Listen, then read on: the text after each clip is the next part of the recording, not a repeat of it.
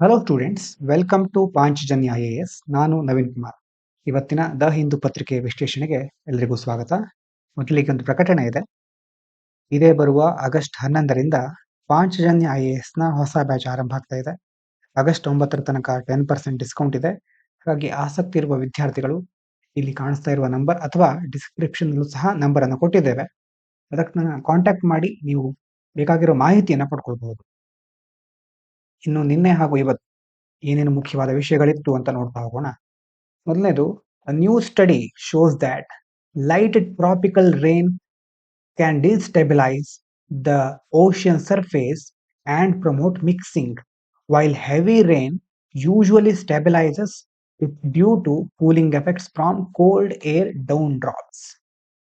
ಜಿಯೋಗ್ರಫಿಯ background ಅಥವಾ geography ಓದಿದ್ರೆ ನಿಮಗೆ ಸ್ವಲ್ಪ ಜಾಸ್ತಿ ಅರ್ಥ ಆಗುತ್ತೆ ಇದು. ಅದರಲ್ಲಿ ಏನು ಹೇಳ್ತಿದ್ದಾರೆ ಅಂತಂದ್ರೆ, ಉಷ್ಣವಲಯ ಅಲ್ಲಿ ಬರುವಂತಹ ಒಂದು ಸಣ್ಣ ಪ್ರಮಾಣದ ಮಳೆ ಏನ್ ಮಾಡುತ್ತೆ, ಈಗ ಸಮುದ್ರ ಸಾಗರ ಇರುತ್ತಲ್ವಾ, ಸಾಗರದ ಮೇಲ್ಮೈಯಲ್ಲಿ ಅಸ್ಥಿರತೆಯನ್ನು ಉಂಟು ಮಾಡುತ್ತೆ. ಆ ಅಸ್ಥಿರತೆಯಿಂದ ನೀರು ಮಿಶ್ರಣಗೊಳ್ಳುತ್ತೆ. ಒಂದ್ ವೇಳೆ ಭಾರಿ ಮಳೆ ಬಂದ್ರೆ ಏನಾಗುತ್ತೆ, ಆವಾಗ ಗಾಳಿ ತಂಪಾಗಿ ಹರಿಯೋದ್ರಿಂದ ಆ ಒಂದು ಸಾಗರದ ಮೇಲ್ಮೈ ಸ್ಥಿರ ಆಗುತ್ತೆ. ಅರ್ಥ ಆಗ್ತದೆಯಾ ಅಂತಂದ್ರೆ, ಸಣ್ಣ ಪ್ರಮಾಣದ ಮಳೆಯಿಂದ ಅಸ್ಥಿರತೆ ಉಂಟಾಗುತ್ತೆ, ಭಾರಿ ಮಳೆ ಬಂದ್ರೆ ತಂಪಾದ ಗಾಳಿಯಿಂದ ಸ್ಥಿರತೆ ಆಗುತ್ತೆ. ಸ್ವಲ್ಪ ಕನ್ಫ್ಯೂಷನ್ ಆಗಬಹುದು, ಆದ್ರೆ ನಿಧಾನವಾಗಿ ಒಂದ್ಸರಿ ಜಿಯೋಗ್ರಫಿ ಓದಿದ್ಮೇಲೆ ಜಾಸ್ತಿ ಅರ್ಥ ಆಗುತ್ತೆ. ಇನ್ನು buoyancy flux is a measure that combines the effect of rain water, fresh water input and heat loss to determine if ocean surface waters become more or less stable and positive flux leads to ocean mixing. ಏನಿದು buoyancy flux ಅಂತಂದ್ರೆ, ಇದು ಸಾಗರದ ಮೇಲ್ಮೈ ನೀರು ಇರುತ್ತಲ್ವಾ, ಅದು ಸ್ಥಿರ ಆಗಿದೆಯಾ ಅಥವಾ ಅಸ್ಥಿರ ಆಗಿದೆಯಾ ಅಂತ ನಿರ್ಧರಿಸಲಿಕ್ಕೆ ಇರುವಂತಹ ಒಂದು ಮಾನದಂಡ. ಇಲ್ಲಿ ಮುಖ್ಯವಾಗಿ ಮಳೆ ನೀರಿನ ಹರಿವು ಮತ್ತೆ ಶಾಖ ನಷ್ಟ ಎಷ್ಟಾಗಿದೆ ಅನ್ನೋದರ ಆಧಾರದ ಮೇಲೆ ಬಯಾನ್ಸಿ ಫ್ಲಕ್ಸ್ ಅನ್ನ ಲೆಕ್ಕ ಹಾಕ್ತಾರೆ. ಒಂದ್ ವೇಳೆ ಇದು ಪಾಸಿಟಿವ್ ಧನಾತ್ಮಕವಾಗಿದ್ರೆ ಮಿಶ್ರಣ ಹೆಚ್ಚಾಗ್ತಾ ಹೋಗುತ್ತೆ. ಇನ್ನು ಕೋಲ್ಡ್ ಪೂಲ್ಸ್ ಅಂತ ಟರ್ಮ್ ಬಂದಿದೆ. Cold pools are masses of cold dry air formed under rain clouds in the tropics that can cool the ocean surface by blocking sunlight and increasing heat loss, making the ocean more stable during heavy rain. ನೋಡಿ, ತುಂಬಾ ದೊಡ್ಡ ಮಟ್ಟದಲ್ಲಿ ಮಳೆ ಆದಾಗ ಯಾಕೆ ಸಾಗರ ಹೆಚ್ಚು ಸ್ಥಿರವಾಗಿರುತ್ತೆ ಅಂತ ಇಲ್ಲಿ ಗೊತ್ತಾಗುತ್ತೆ. ಇಲ್ಲಿ ಉಷ್ಣವಲಯದ ಮಳೆ ಮೋಡ ಇರುತ್ತಲ್ವಾ, ಅದರ ಅಡಿಯಲ್ಲಿ ಕೋಲ್ಡ್ ಪೂಲ್ಸ್ ಅಂತ ಒಂದು ಏನಾಗಿರುತ್ತೆ, ಶುಷ್ಕವಾದ ಗಾಳಿ, ತಂಪಾದ ಗಾಳಿ ಇರುತ್ತೆ. ಅದು ಸೂರ್ಯನ ಬೆಳಕನ್ನ ತಡೆದು ಶಾಖ ನಷ್ಟ ಆಗೋದನ್ನ ಹೆಚ್ಚು ಮಾಡುತ್ತೆ. ಇದರಿಂದ ಸಾಗರ ಮೇಲ್ಮೈ ತಂಪಾಗ್ತಾ ಹೋಗುತ್ತೆ. ಇಂಥ ಟರ್ಮ್ಗಳು ಕೆಲವೊಂದು ಟೆಕ್ನಿಕಲ್ ಆಗಿ ನಿಮ್ಗೆ ಅನ್ಸಬಹುದು, ಅಂದ್ರೆ ಸೈನ್ಸ್ ರಿಲೇಟೆಡ್ ಆರ್ಟಿಕಲ್ ಜಾಸ್ತಿ ಇರುತ್ತೆ ಸಂಡೇ, ಹಾಗಾಗಿ ನಿನ್ನೆ ಈ ಒಂದು ಆರ್ಟಿಕಲ್ ಬಂದಿತ್ತು. ಡೀಟೇಲ್ ಆಗಿ ಕೇಳದೇ ಇದ್ರು ಸ್ವಲ್ಪ ಇಂಥ ಒಂದು ಟರ್ಮ್ಗಳನ್ನ ನೀವು ಓದಿರ್ಬೇಕಾಗತ್ತೆ. ಯಾವುದಕ್ಕೆ ಸಂಬಂಧಪಟ್ಟಿದ್ದು ಬಯಾನ್ಸಿ ಫ್ಲಕ್ಸ್ ಅಂತಂದ್ರೆ ಆ ರೀತಿ, ಅಂದ್ರೆ ಸಮುದ್ರದ ಅಥವಾ ಸಾಗರದ ಮೇಲ್ಮೈ ನೀರು ಸ್ಥಿರ ಆಗಿದೆಯಾ ಇಲ್ವಾ ಅನ್ನೋದಕ್ಕೆ ಸಂಬಂಧಪಟ್ಟಿದ್ದು. ಅಷ್ಟಾದ್ರೂ ನೆನಪಿರ್ಲಿ. A new study by the Wildlife Institute of India has found that wind farms in Rajasthan's Thar Desert have the world's highest bird mortality rates, especially affecting migratory and endangered species like Great Indian Bustard. ಎನ್ವೈರ್ಮೆಂಟಲಿ ಈ ಒಂದು ಪಕ್ಷಿಯ ಬಗ್ಗೆ ನೀವು ಓದಿರಬಹುದು. ಈಗ ಭಾರತದ ವನ್ಯಜೀವಿ ಸಂಸ್ಥೆ ಒಂದು ಅಧ್ಯಯನವನ್ನ ನಡೆಸಿದೆ. ಅದರ ಪ್ರಕಾರ ರಾಜಸ್ಥಾನದಲ್ಲಿ ಏನ್ ಮಾಡಿದ್ದಾರೆ, ಥಾರ್ ಮರುಭೂಮಿ ಪವನ ವಿದ್ಯುತ್ ಸ್ಥಾವರಗಳು, ಯಾಕೆ ಆ ಒಂದು ಸ್ಥಾವರಗಳಿಂದಾಗಿ ಪಕ್ಷಿಗಳ ಸಾವಿನ ಪ್ರಮಾಣ ಜಾಸ್ತಿ ಆಗಿದೆ ಜಗತ್ತಿನಲ್ಲೇ. ಇದು ಮುಖ್ಯವಾಗಿ ಯಾವ ಒಂದು ಸ್ಪೀಶೀಸ್ಗೆ ಜಾಸ್ತಿ ಹೊಡೆತ ಕೊಡ್ತಾ ಇದೆ, ಎಂಡೇಂಜರ್ಡ್ ಸ್ಪೀಶೀಸ್, ಅಳಿವಿನ ಅಂಚಿನಲ್ಲಿರುವ ಪ್ರಭೇದಗಳಿಗೆ ಜಾಸ್ತಿ ಹೊಡೆತವನ್ನು ತಂದು ಕೊಟ್ಟಿದೆ. ಉದಾಹರಣೆಗೆ ಗ್ರೇಟ್ ಇಂಡಿಯನ್ ಬಸ್ಟರ್ಡ್, ಇದರ ಬಗ್ಗೆ ನೀವು ಕೇಳಿರಬಹುದು ಮೊದಲು ಸಹ. ಅಂತ ಪ್ರಭೇದಗಳಿಗೆ ದೊಡ್ಡ ಅಪಾಯ ಎದುರಾಗ್ತಾ ಇದೆ. ಇನ್ನು ಸೆಂಟ್ರಲ್ ಏಷ್ಯನ್ ಫ್ಲೈವೇ ಅಂತಂದ್ರೆ ಪಕ್ಷಿಗಳು ಹಾರಾಡುವಂತಹ, ನಾವು ಹೈವೇ ಅಂತ ನಾವು ಹೇಳ್ತೀವಲ್ವಾ, ಅದೇ ರೀತಿ ಫ್ಲೈವೇ ಇದು. Central Asian flyway is a major bird migration route passing through the Thar desert connecting Eurasia with Indian subcontinent. ನೋಡಿ, ಇಲ್ಲಿ ಸೆಂಟ್ರಲ್ ಏಷ್ಯನ್ ಫ್ಲೈವೇ ಏನಿರೋದು ಮುಖ್ಯವಾಗಿ ಇದು ಬರ್ಡ್ ಮೈಗ್ರೇಷನ್, ಪಕ್ಷಿಗಳು ವಲಸೆ ಹೋಗುವಂತಹ ಮಾರ್ಗದಲ್ಲಿ ಇರುವಂತಹ ಒಂದು ಪ್ರದೇಶ. ಪಾಸಿಂಗ್ ಥ್ರೂ ಥಾರ್ ಡೆಸರ್ಟ್, ಇದು ಥಾರ್ ಡೆಸರ್ಟ್ ಇಂದ ಪಾಸ್ ಆಗುತ್ತೆ. ಯುರೇಷಿಯಾ ಮತ್ತೆ ನಮ್ಮ ಇಂಡಿಯನ್ ಸಬ್ ಕಾಂಟಿನೆಂಟ್ ಎರಡನ್ನ ಕನೆಕ್ಟ್ ಮಾಡುತ್ತೆ. Making the region ecologically sensitive for avian species. ಹಾಗಾಗಿ ಹಾರಾಡುವ ಒಂದು ಪ್ರಭೇದಗಳಿಗೆ, ಆ ಸ್ಪೀಶೀಸ್ಗಳಿಗೆ ಇಂತಹ ಒಂದು ರೀಜನ್ಗಳು ವಲಸೆ ಹೋಗೋದಕ್ಕೆ ಬಹಳ ಮುಖ್ಯವಾಗಿರುತ್ತೆ. ಇನ್ನು national offshore wind energy policy ಏನ್ ಹೇಳ್ತಾ ಇದೆ ಇದು? ಈ policy mandates compulsory environmental impact assessment for offshore wind projects. ಅಂದ್ರೆ ಆಫ್ಶೋರ್ ವಿಂಡ್ ಪ್ರಾಜೆಕ್ಟ್, ಈಗ ಕಡಲ ಆಚೆ ಒಂದು ಗಾಳಿಗೆ ಸಂಬಂಧಪಟ್ಟಂತ ಇಂಧನ ನೀತಿ ಇರುತ್ತಲ್ವಾ, ಇಲ್ಲಿ ನಾವು ಏನ್ ನೋಡಿದ್ವಿ, ಮೇಲ್ಗಡೆ ಪವನ ಶಕ್ತಿ ಅಂತ ನೋಡಿದ್ವಿ. ಅಂತ ನೀತಿಗಳಿಗೆ ಸಂಬಂಧಪಟ್ಟ ಹಾಗೆ ಕಡ್ಡಾಯವಾಗಿ ಪರಿಸರದ ಮೇಲಾಗುವ ಪರಿಣಾಮವನ್ನ ಮೌಲ್ಯಮಾಪನ ಮಾಡಬೇಕು. EI ಅಂತ ಹೇಳ್ತೇವೆ, ಎನ್ವೈರ್ಮೆಂಟಲ್ ಇಂಪ್ಯಾಕ್ಟ್ ಅಸೆಸ್ಮೆಂಟ್ ಮಾಡಲೇಬೇಕು. ಯಾರು ಹೇಳ್ತಾರೆ? National offshore wind energy policy ಹೇಳುತ್ತೆ. ಇನ್ನು regulatory reforms simplify testing for biosimilars. Complex drug copies of biologics could reduce cost and improve access to life-saving treatments, especially in countries like India. ಒಂದು term ಬಂದಿದೆ ನೋಡಿ, biosimilars. ಇದನ್ನ ಮೊದಲು ಏನಂತ ನಾವು ನೋಡ್ಕೋಬೇಕಾಗುತ್ತೆ. Biosimilars are non identical but similar version of biological drugs. ಔಷಧಿಗಳನ್ನ ತೆಗೆದುಕೊಳ್ತೇವೆ, ಔಷಧಿಗಳ ರೀತಿನೇ ಇರುವಂತದ್ದು, ಸಿಮಿಲರ್ ವರ್ಷನ್, ಆದರೆ ನಾನ್ ಐಡೆಂಟಿಕಲ್, ಅಂದ್ರೆ ಒಂದೇ ಆಗಿರೋದಿಲ್ಲ, ಸಿಮಿಲರ್ ಇರುತ್ತೆ. Produced by different biological system, unlike generics which are exact copies of small molecule drugs. ಅಂದ್ರೆ ಏನು, ಈಗ ಡ್ರಗ್ಸ್, ಇಲ್ಲಿ ಡ್ರಗ್ಸ್ ಅಂತಂದ್ರೆ ಔಷಧಿ, ಔಷಧಿಯಲ್ಲಿ ಬಯೋಸಿಮಿಲರ್ಸ್ ಅಂತ ಒಂಥರ ಇದೆ ಅಂತ ಹೇಳಿದ್ದಾರೆ. ಇನ್ನೊಂದು ಜೆನರಿಕ್ಸ್. ಜೆನರಿಕ್ಸ್ ಅಂತಂದ್ರೆ ಸ್ವಲ್ಪ ಸಣ್ಣ ಪ್ರಮಾಣದಲ್ಲಿ ಬದಲಾವಣೆಗಳಿರುತ್ತೆ, ಒಂದೇ ಆಗಿರೋದಿಲ್ಲ, ಡಿಫರೆಂಟ್ ಆಗಿರುತ್ತೆ. ಜೆನರಿಕ್ಸ್ ಅಂತಂದ್ರೆ ಏನು? ದಿಸ್ ಆರ್ ಕೆಮಿಕಲಿ ಐಡೆಂಟಿಕಲ್, ರಾಸಾಯನಿಕವಾಗಿಯೂ ಸಹ ಒಂದೇ ರೀತಿ ಇರುತ್ತೆ. Low cost versions of patented small molecule drugs. ಈಗ ಪೇಟೆಂಟ್ ಇರುತ್ತೆ ಒಂದು ಔಷಧಿಯನ್ನ ಕಂಡು ಹಿಡಿದಾಗ, ಹಕ್ಕು ಸ್ವಾಮ್ಯ ಅಥವಾ ಅವರು ಕಾಪಿರೈಟ್ ತರಾನೇ ಇರುತ್ತಲ್ವ, ಒಂದು ಪುಸ್ತಕಕ್ಕೆ ಕಾಪಿರೈಟ್ ಇರೋ ರೀತಿ ಇಂಥ ಔಷಧಿಗಳಿಗೆ ಪೇಟೆಂಟ್ ಇರುತ್ತೆ. ಆ ಪೇಟೆಂಟ್ ಮುಗಿದ ಮೇಲೆ, ಪೇಟೆಂಟ್ ಎಕ್ಸ್ಪೈರ್ ಆದ್ಮೇಲೆ ಅದನ್ನ ಜನರಿಕ್ ತರ ಯೂಸ್ ಮಾಡಬಹುದು. ಅಂತಂದ್ರೆ ಆ ಡ್ರಗ್ ಅನ್ನ ಐಡೆಂಟಿಕಲ್ ಆಗಿ ಔಷಧಿಯನ್ನ, ಅದೇ ರೀತಿ ಔಷಧಿಯನ್ನ ಪ್ರೊಡ್ಯೂಸ್ ಮಾಡಬಹುದು. ಹಾಗಾಗಿ ಈ ಜನರಿಕ್ಗಳು ಕೆಮಿಕಲಿ ಐಡೆಂಟಿಕಲ್ ಆಗಿರುತ್ತೆ, ಒಂದೇ ರೀತಿ ಇರುತ್ತೆ. Low cost versions of patented small molecule drugs. ಆ ಪೇಟೆಂಟ್ ಡ್ರಗ್ಸ್ ಗಳಿಗೆ, ಆ ಔಷಧಿಗಳಿಗೆ ಜಾಸ್ತಿ ಬೆಲೆ ಇರ್ತಾ ಇತ್ತು. ಅಂದ್ರೆ ಇವರಿಗೆ ಈ ಒಂದು ಔಷಧಿಗಳಿಗೆ ಅಷ್ಟು ಬೆಲೆ ಇರೋದಿಲ್ಲ, ಹಣಕಾಸಿನ ಒಂದು ದೊಡ್ಡ ಮೊತ್ತದ ಎಕ್ಸ್ಪೆಂಡಿಚರ್ ಬರೋದಿಲ್ಲ. ಸಾಮಾನ್ಯ ವರ್ಗದವರು ಇದನ್ನ ಖರೀದಿ ಮಾಡ್ಲಿಕ್ಕಾಗತ್ತೆ. Widely used in India and crucial for affordable health care. ಮೊದಲು ಹೇಳಿದ್ವಲ್ವಾ, ಅಂತಂದ್ರೆ ಕೈಗೆಟುಕುವ ದರದಲ್ಲಿ ಇವು ಸಿಗುತ್ತವೆ. ಜೆನರಿಕ್ ಡ್ರಗ್ಸ್, ಪ್ಯಾರಾಸಿಟಮೋಲ್ ಇದೆಲ್ಲ ಕೇಳಿರಬಹುದು ನೀವು. ಜನೌಷಧಿ ಕೇಂದ್ರ ಅಂತ ಇರುತ್ತೆ, ಅಲ್ಲಿ ಹೆಚ್ಚಾಗಿ ಜನರಿಕ್ ಡ್ರಗ್ಸ್ ಗಳು ಜಾಸ್ತಿ ಸಿಗುತ್ತೆ, ಕೈಗೆಟುಕುವ ದರದಲ್ಲಿ ಸಿಗುತ್ತೆ. ಸುದ್ದಿ ಯಾಕಿತ್ತು ಇಲ್ಲಿ? Regulatory reforms to simplify testing for biosimilars.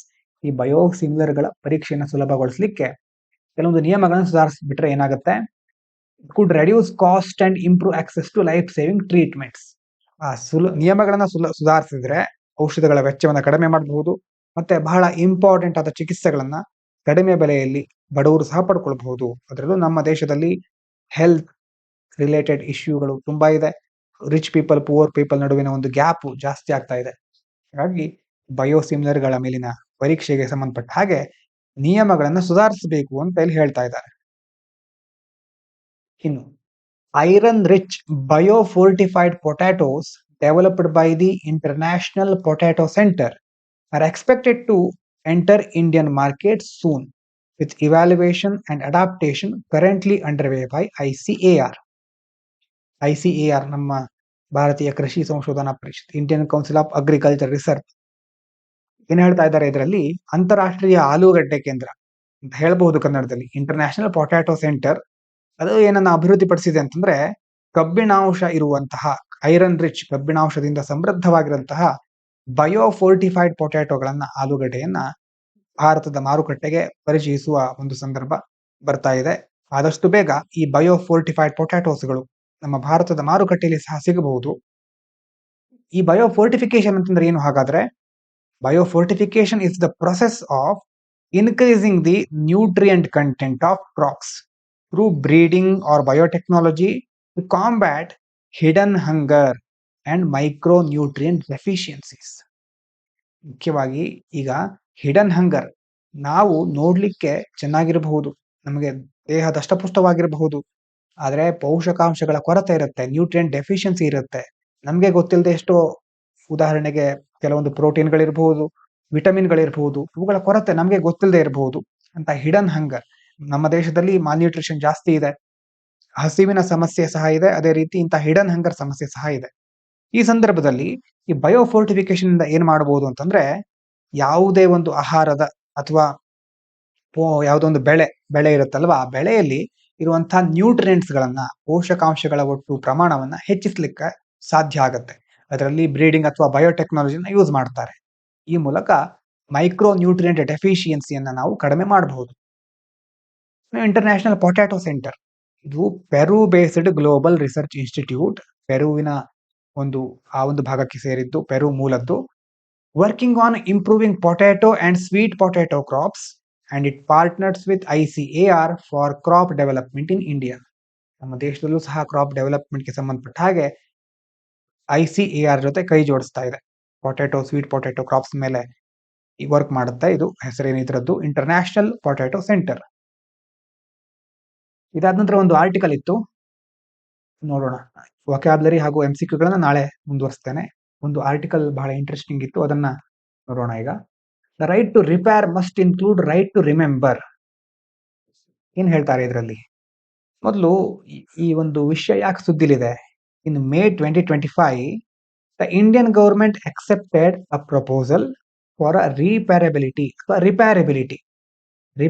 Repair ಮಾಡೋದು ಗೊತ್ತಿರಬಹುದು ನಿಮ್ಗೆ, ರಿಪೇರಿ ಮಾಡೋದು, ರಿಪೇರಬಿಲಿಟಿ ಇಂಡೆಕ್ಸ್ ಅನ್ನುವಂತಹ ಒಂದು ಪ್ರಪೋಸಲ್ ಅನ್ನ ಭಾರತ ಸರ್ಕಾರ May 2025 ಈ ವರ್ಷ ಮೇಯಲ್ಲಿ ಅದನ್ನು ಅಕ್ಸೆಪ್ಟ್ ಮಾಡಿದೆ. ಯಾವುದಕ್ಕೋಸ್ಕರ ಇರೋದು ಇದು? For electronic devices like phones and appliances. ನಮ್ಮ ಮನೆಗಳಲ್ಲಿ ಯೂಸ್ ಮಾಡುವಂತಹ ಬೇರೆ ಬೇರೆ ಎಲೆಕ್ಟ್ರಾನಿಕ್ ಡಿವೈಸ್ ಗಳಿಗೆ ಸಂಬಂಧಪಟ್ಟ ಹಾಗೆ ಒಂದು ರಿಪೇರಬಿಲಿಟಿ ಇಂಡೆಕ್ಸ್ ಇದೆ. ರಿಪೇರಬಿಲಿಟಿ ಇಂಡೆಕ್ಸ್ ನೆನಪಿಟ್ಕೊಳ್ಳಿ. This means product will be rated based on how easy they are to repair.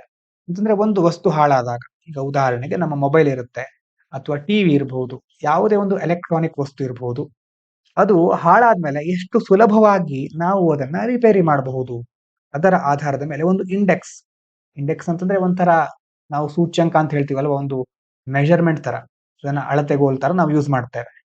ಎಷ್ಟು ಈಸಿಯಾಗಿ ನಾವು ಅದನ್ನ ರಿಪೇರಿ ಮಾಡಬಹುದು ಅನ್ನುವುದರ ಆಧಾರದ ಮೇಲೆ ಇದಕ್ಕೆ ರೇಟಿಂಗ್ ಅನ್ನ ಕೊಡ್ತಾರೆ. ಯಾಕೆ ಇದು ಇಂಪಾರ್ಟೆಂಟ್ ಹಾಗಾದ್ರೆ? Because India is a large E waste producer.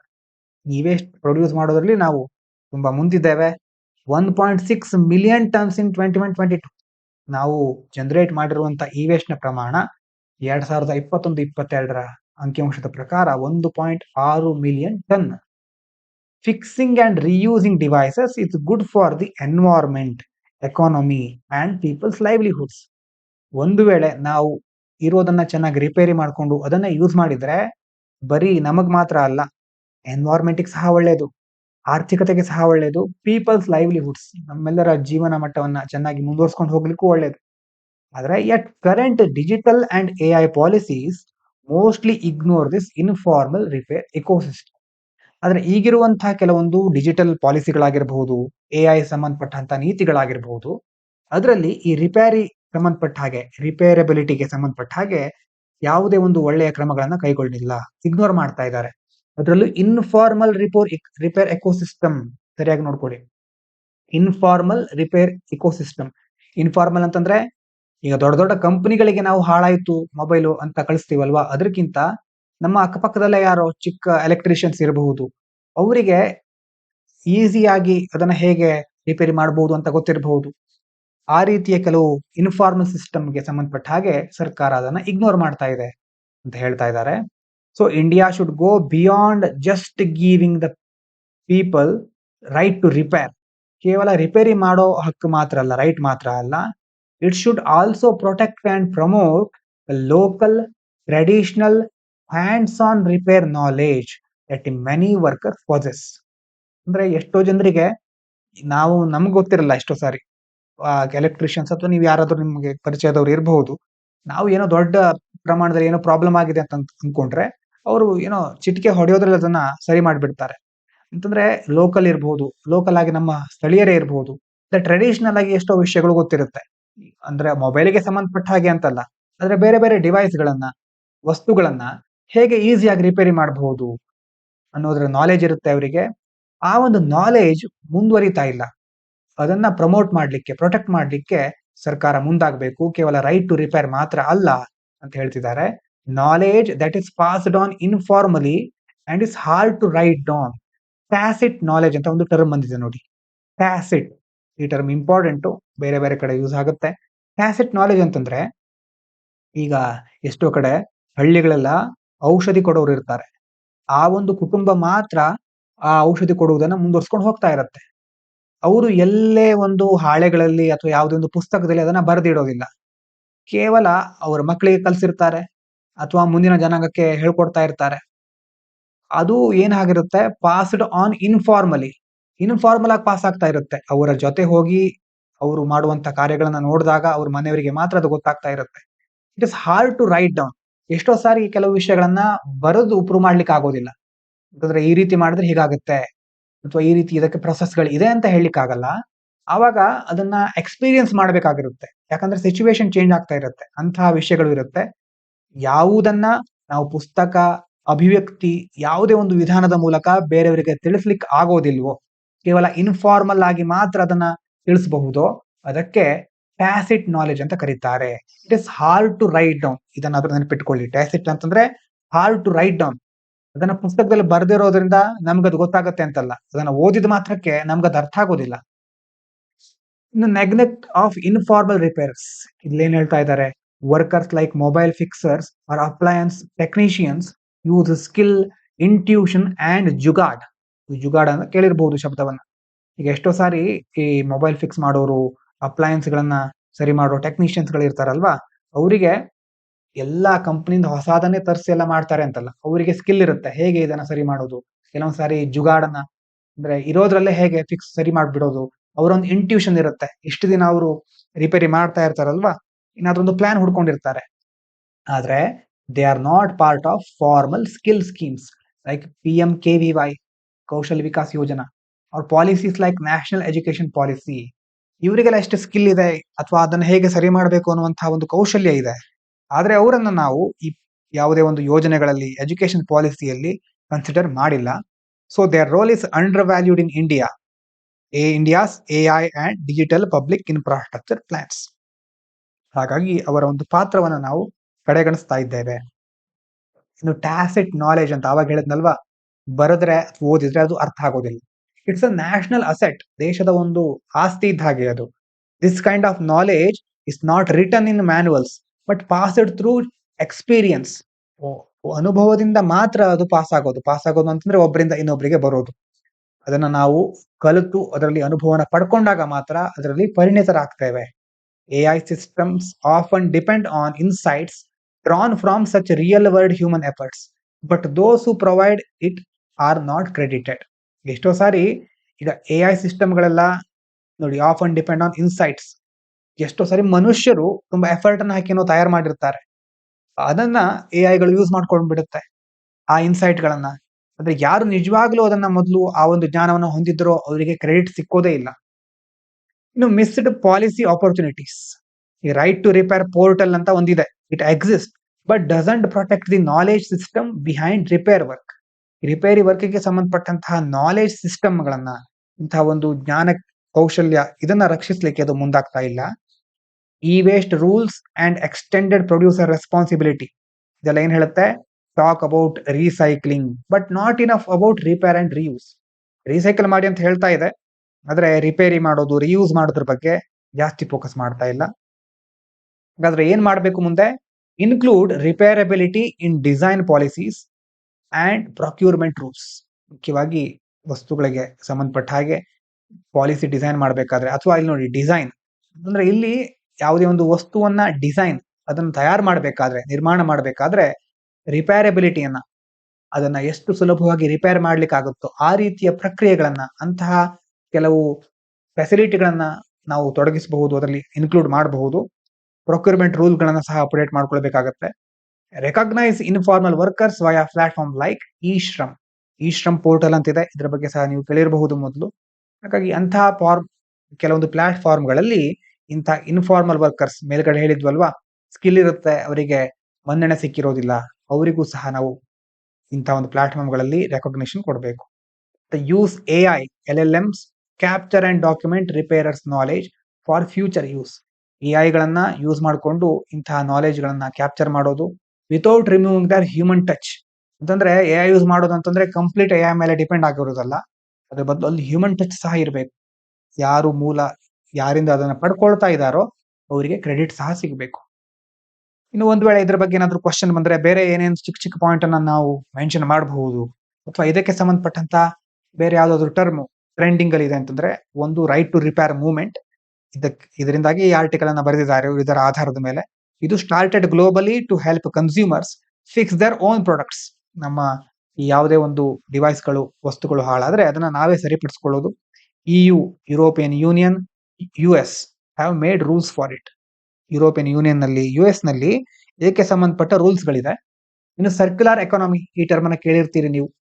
It's an economic model focusing on reuse, repair and recycle.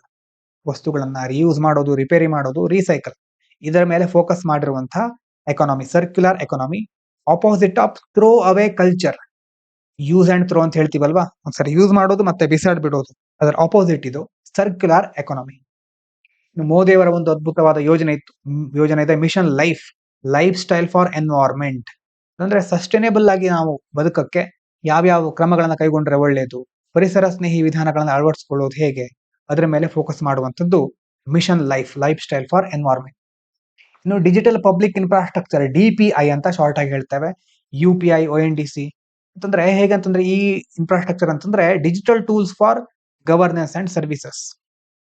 ಬೇರೆ ಬೇರೆ ಸಂದರ್ಭಗಳಲ್ಲಿ ಈ ಡಿಜಿಟಲ್ ಟೂಲ್ಗಳು ಗವರ್ನೆನ್ಸ್ ಮತ್ತು ಸರ್ವಿಸ್ಗಳಿಗೆ ಸಂಬಂಧಪಟ್ಟಂತಹ ಡಿಜಿಟಲ್ ಪಬ್ಲಿಕ್ ಇನ್ಫ್ರಾಸ್ಟ್ರಕ್ಚರ್ ಅಂತ ಕರೆಸಿಕೊಳ್ಳುವಂಥದ್ದು ಇದೆಲ್ಲ.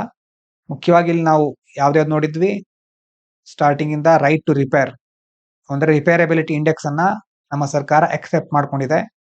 ಅದರ ಅರ್ಥ ಏನು, ಫಿಕ್ಸ್ ಮಾಡೋದು, ಡಿವೈಸ್ ಗಳನ್ನ ರಿಯೂಸ್ ಮಾಡೋದು, ರಿಪೇರಿ ಮಾಡೋದು, ಹೇಗೆ ಎಷ್ಟು ಈಸಿಯಾಗಿ ಅದನ್ನ ರಿಪೇರಿ ಮಾಡ್ಲಿಕ್ಕೆ ಆಗುತ್ತೆ ಅನ್ನೋದ್ರ ಮೇಲೆ ಏನ್ ಕೊಡ್ತಾರೆ, ರಿಪೇರಬಿಲಿಟಿ ಇಂಡೆಕ್ಸ್ ಅನ್ನ ಕೊಡ್ತಾರೆ.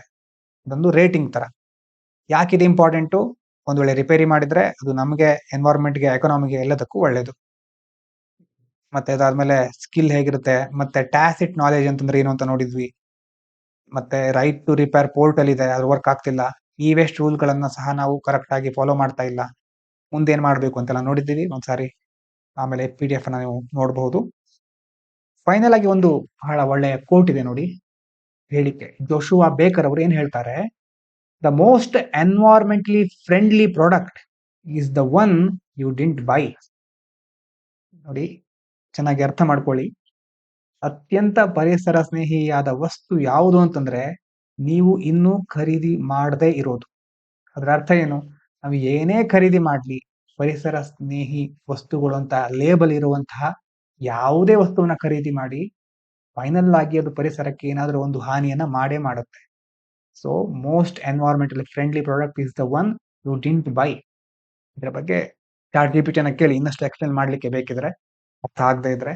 ಅಂದ್ರೆ ಬಹಳ ಒಳ್ಳೆಯ ಕೋಟ್, ಕನ್ಕ್ಲೂಷನ್ ನಲ್ಲಿ ಏನಾದ್ರೂ ಒಂದ್ ಕಡೆ ಎಸ್ಸೆಗಳಲ್ಲಿ ಬಳಸ್ಕೋಬಹುದು. ಇವಿಷ್ಟು ಇವತ್ತಿನ ಮುಖ್ಯವಾದ ವಿಚಾರಗಳು. ಮತ್ತೆ ನಾಳೆ ಭೇಟಿ ಹೋಗೋಣ. ಧನ್ಯವಾದಗಳು. ಇದು ಪಾಂಚಜನ್ಯ IAS.